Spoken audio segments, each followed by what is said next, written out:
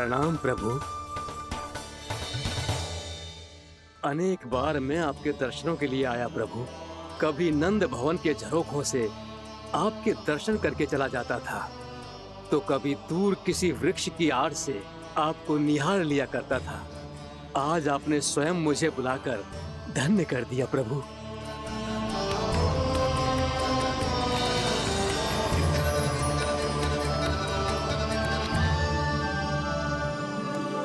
मैंने आपको यहाँ एक विशेष कारण से बुलाया है। आपके श्राप से इस कालिया नाग को मुक्त करने का समय आ गया है। ये तो बहुत ही उत्तम समाचार है प्रभु। इतने वर्ष बीत गए, मुझे आज भी स्मरण है वो दिन जब मैंने उन्हें श्राप दिया था। अपने क्रोध पर नियंत्रण खोकर बहुत बड़ी भूल कर दी थी मैंने प्रभु। बीती हुई घटनाओं पर दुखी होके कोई लाभ नहीं है। हमें भविष्य की ओर देखना होगा।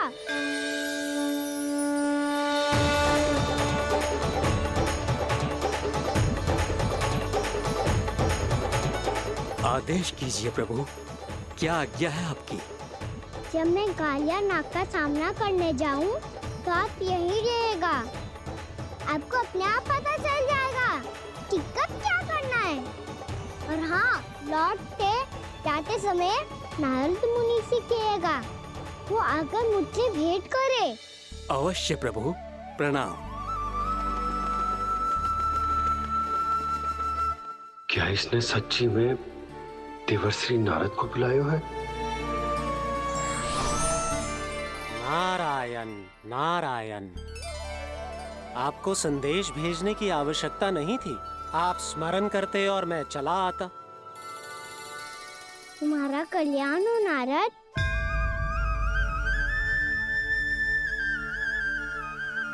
मैंने तुम्हें एक विशेष कार्य के लिए बुलाया है। आज्ञा दीजिए प्रभु। तुम्हें एक बार फिर कंस से भेंट करनी होगी। विचार कीजिए महाराज। क्या आप बिना किसी शंका के कह सकते हैं कि कौन सी पंखुड़ी पहली है और कौन सी आठवीं? उस दुष्ट से भेंट करना स्वयं कीचड़ में उतरने के समान है प्रभु। कमल पुष्प प्राप्त करना हो तो कीचड़ में उतरना पड़ता है नारद। आपका आदेश तो मैं स्वप्न में भी नहीं टाल सकता प्रभु। कंस कालिया नाग के बारे में जान गया है, पर वो उसका सामना करने का साहस नहीं कर पाएगा। मैं आतुर हूँ प्राप्ति, मूर्ख नहीं। मेरी बुद्धि फिर नहीं गई है। मैं स्वयं उस कालिया जैसे महाविषैले सर्प के सामने खड़ा हो जाऊं और अपने ही काल को आमंत्रित कर लूं। तो फिर अपने लाभ के लिए उसका प्रयोग करने का कोई और उपाय सोचिए स्वामी। कुछ ऐसा कीजिए कि यमुना नदी का पूरा जल विषैला हो जाए और वृंदावन वासी उसका उपयोग करे, और आपका काल कहलाने वाला वो बालक स्वयं काल के गाल में चला जाए। उत्तम उत्तम सुझाव है प्राप्ति। अब मुझे उस कालिया तक पहुंचने का मार्ग ढूंढना होगा। उसको विवश करने का कोई उपाय ढूंढना होगा, क्योंकि व्यक्तिगत रूप से उससे भेंट करना असंभव है। असंभव। आप सही कह रहे हैं प्रभु। कंस में उतना सामर्थ्य नहीं कि वो कालिया नाग का सामना स्वयं कर सके। वैसे तो कालिया गरुड़ देव का भी सम्मान नहीं करता, तो फिर वो कंस का सम्मान क्यों करेगा भला? नहीं करेगा, पर कंस तुम्हारा सम्मान अवश्य करेगा नारद। तुम्हारी बातें भी सुनेगा और मानेगा भी। ये मेरी योजना का बहुत ही महत्वपूर्ण भाग है। तुम कंस के पास जाओ और कहो कि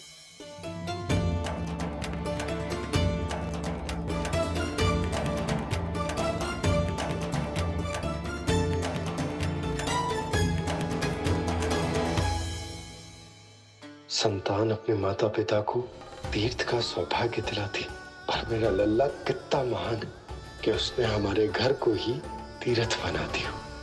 ऐसा तीर्थ जहां मेरी आंखों के सामने भक्त और भगवान का मिलन हो रहा है। जो आज्ञा प्रभु।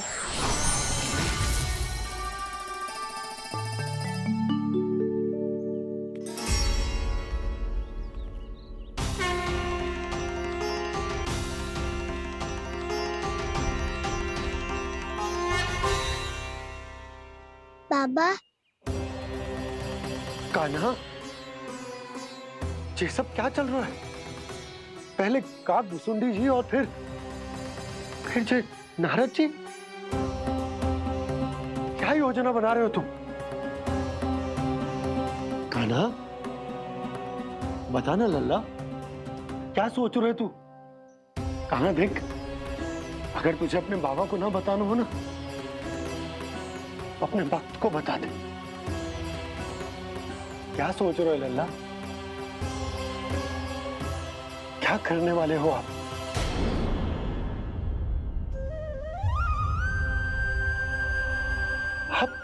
आप इतने दुखी क्यों हो? कान्हा,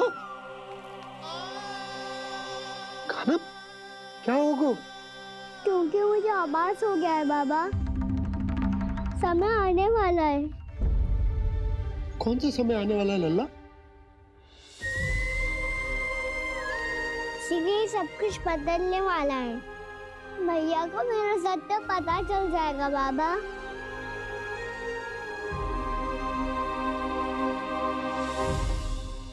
पर लल्ला, इसका काक भुसुंडी और कालिया नाग से क्या संबंध है? ऐसा क्या हुआ था और क्या होने वाला है?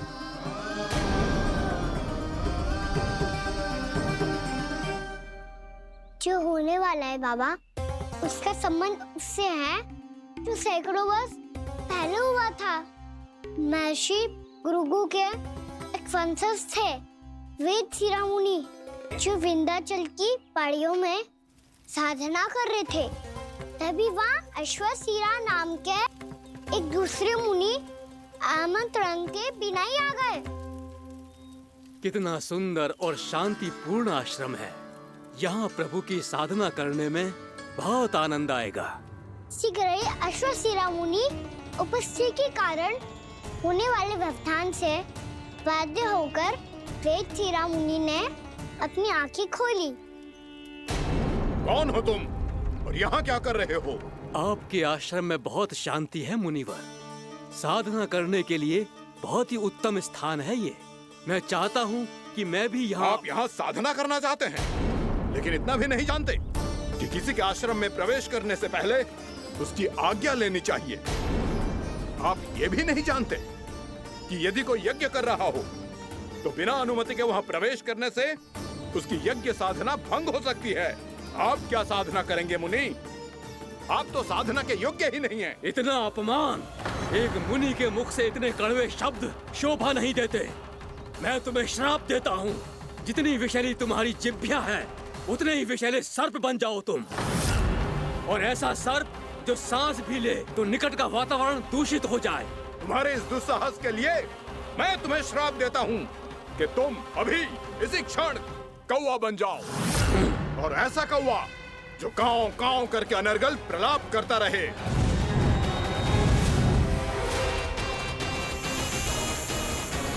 ये मैंने क्या किया? ये मैंने क्या किया? क्रोध के कारण दोनों ने एक दूसरे को श्राप दे दिया। पर दोनों ही मेरे भक्त थे, और भगवान होकर मैं अपने भक्तों को इतनी कठिनाई में कैसे देख सकता था। इसीलिए जिस संकट में उन दोनों ने अपने आप को फंसा लिया था, उसका समाधान करने में मैं उनके पास गया।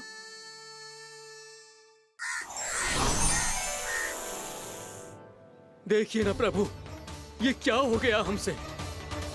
हमारी रक्षा कीजिए प्रभु, मार्ग दिखाइए हमें। क्रोध पर नियंत्रण ना होने के कारण आप दोनों ने एक दूसरे को बहुत ही भीषण संकट में डाल दिया है। आप दोनों ही तपस्वी, तप के बल से दिए गए आपके श्राप को लौटाना भी संभव नहीं है। प्रभु, कोई तो उपाय होगा हम आपके शरण में हैं प्रभु। अपराध तो हमसे हुआ है प्रभु, पर अब आपसे ही आशा है। कुछ ऐसा कीजिए भक्त वत्सल, जिससे हम दोनों के श्राप का प्रभाव कुछ कम हो जाए। आप दोनों ही मेरे भक्त हैं, इसलिए आपकी पीड़ा का निवारण करने का एक उपाय है मेरे पास। वेद शिरामुनि, जब आप कालिया नाग बनेंगे तो आपको मेरे चरणों को अपने शीश पर धारण करने का सौभाग्य मिलेगा। और अश्र शिरामुनि, आप काग योनि होने के बाद भी आप श्रेष्ठतम ज्ञान और सर्वाधिक यौगिक सिद्धियों के स्वामी होंगे और प्रवचन दिया करेंगे। इसके बाद अश्वशिरा मुनि काक भुसुंडी बन गए, जिन्होंने आगे चलकर सेम गरुड़ देव को रामायण सुनाई। और मुनि वेदशिरा महर्षि कश्यप और देवी कत्रियों के पुत्र कालिया नाग बनकर जल में। और अब वही कालिया नाग जमुना जी में, जिनके कारण जानकी के प्राण लगभग चले ही गए थे। अब कालिया नाग को उचित स्थान पर भेजने का समय आ गया है बाबा। पर ये तो अच्छी बात है कान्हा, वेदशिरा मुनि को दिया हुआ तुम्हारा वचन भी पूरा हो जाएगा, जमुना जी की शुद्धि भी हो जाएगी। इस सब के बाद भी तुम दुखी क्यों हो? क्योंकि इसके बाद मैया के सामने मेरा रहस्य खुल जाएगा बाबा। उन्हें पता चल जाएगा कि उनका बालक कोई साधारण बालक ना है। भविष्य में जो होने वाला है उसे सबके सामने घटने से रोकना मेरे लिए भी संभव ना होगा। मैया को सब पता चल जाएगा। क्या पता चल जाएगा रे मुझे?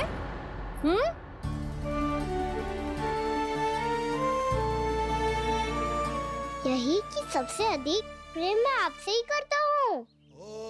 अब बस भी कर, चलो भोजन के लिए बुलाने आई थी तुम दोनों को। भूखा थोड़े ना रहने दूंगी अपने लल्ला को, मेरा लल्ला दुर्बल हो जाएगा ना। आप खिलाओगे तो ही खाऊंगा। हाँ ठीक है, मैं ही खिलाऊंगी। अब चल, आओ जी, चल।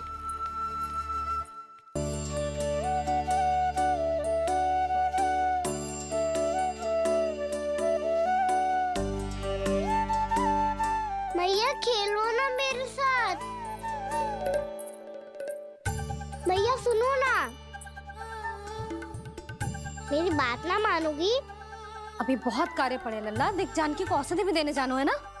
औषधि मैं दे दूंगा, फिर तो खेलोगी ना आप मेरे साथ। पिछले कुछ दिनों से अपनी मैया का अधिक से अधिक प्रेम पाने का प्रयास करो है कान्हा। इसका तो एक ही अर्थ हो सकता कि कछु बहुत बड़ो होने वालों है। कान्हा रुक जा लल्ला।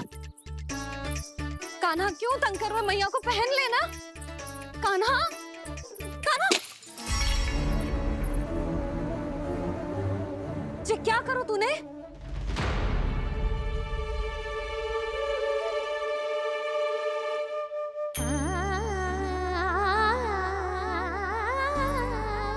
अच्छा ठीक है, अब मुंह लटकाने की आवश्यकता ना है। ये ले।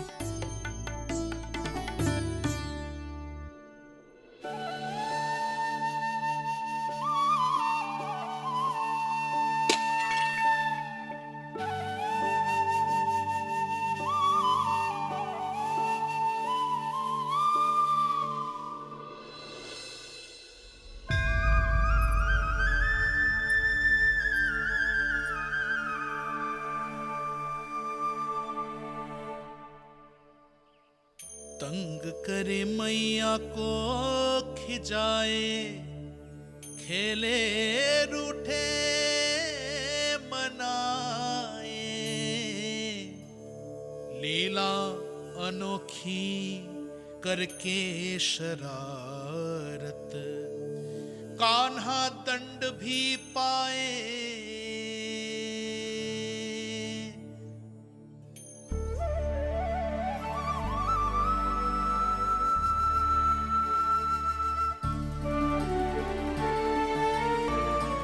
रूठना मनाना, खेलना खिलाना, पहले शरारत करके क्रोध दिलाना और फिर क्षमा मांग लेना, ये सब जानबूझकर कर रहे है कान्हा, जैसे जीवन भर के लिए अपनी मैया की ममता को अपने हृदय में समेट कर रखना चाहते हो।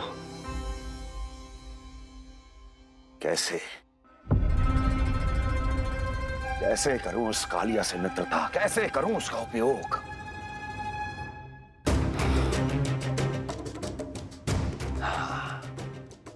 उस पर आक्रमण कर देता हूं और उसे किसी ना किसी तरह से यह विश्वास दिला देता हूं कि यह आक्रमण उस विष्णु अवतार ने किया है। फिर वो क्रोध में आकर सारे वृंदावन वासियों को अपने विष से समाप्त कर देगा। उचित है, ये उचित है। नारायण हरि, नारायण हरि।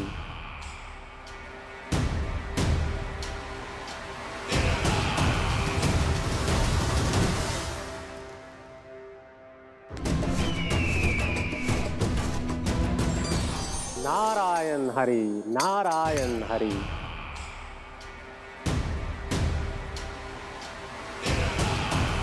प्रणाम देवर्षि। किस योजना में कितना लाभ है और कितनी हानि, यह आंकलन करते करते थक गए होंगे मथुरा नरेश। देवर्षि, आज मेरा ध्यान कैसे आ गया आपको? आप तो सदैव ही मेरे ध्यान में रहते हैं महाराज कंस। सत्य तो यह है कि मथुरा में जो भी हो रहा है मुझसे छिपा हुआ नहीं है। मैं जानता हूं कि आप किसी भी असुर को वृंदावन क्यों ना भेजें, और वो असुर कितना भी शक्तिशाली क्यों ना हो, कृष्ण का सामना नहीं कर पाता। या तो पराजय स्वीकार करके आपके पास लौट आता है, या तो फिर वीर गति को प्राप्त हो जाता है।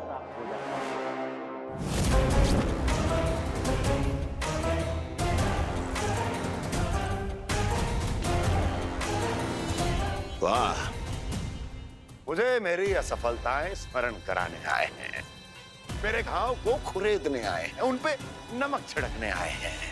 मित्र को शत्रु समझने की भूल मत कीजिए महाराज कंस। मैं तो आपकी सहायता करने आया हूं। हाँ, और मेरी सहायता। कृष्ण विष्णु अवतार है, आप विष्णु के भक्त हैं।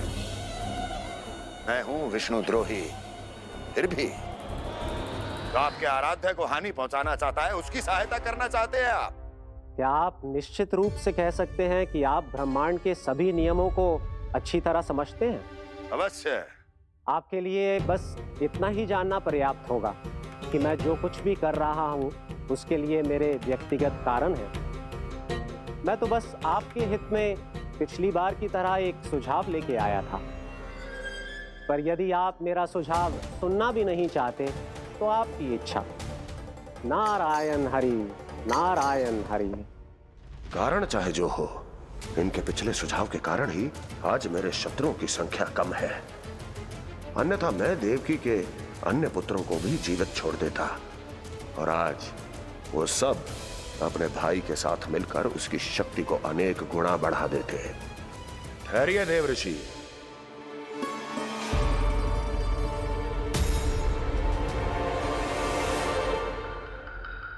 बताइए, क्या सुझाव है आपके पास? मेरे सुझाव का नाम है कालिया नाग।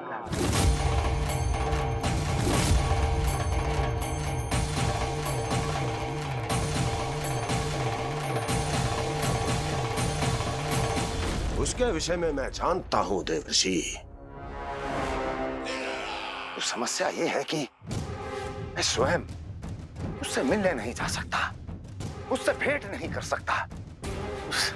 उस कृष्ण की हत्या के लिए उसको वृंदावन जाने के लिए तैयार नहीं कर सकता। तो मत जाइए उसके सामने, और ना उसे भेजिए कृष्ण के सामने। हर बार आप किसी न किसी असुर को अपने शत्रु के क्षेत्र में भेजते हैं, जहां शत्रु उसका सामना करने के लिए पूरी तरह से तैयार होता है और आपका असुर मारा जाता है। इस बार शत्रु को युद्ध स्थल चुनने का अवसर मत दीजिए महाराज। इस बार योजना का जाल ऐसे बुनिए कि कृष्ण स्वयं उसके पास जाने के लिए विवश हो जाए। कालियानाग स्वयं काल है, मृत्यु का दूसरा नाम है। उसके विष का उपयोग अपने लाभ के लिए कीजिए महाराज। वैसे कालिया के विष की अधिकता का अनुमान तो होगा ही आपको।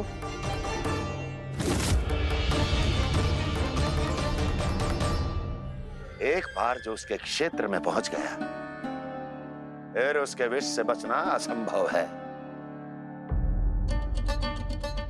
उचित सुझाव है देवर्षि, उचित सुझाव है। देवर्षि, उस छलिया विष्णु की भक्ति करते करते आप भी उसके रंग ढंग सीख गए हैं। उचित है,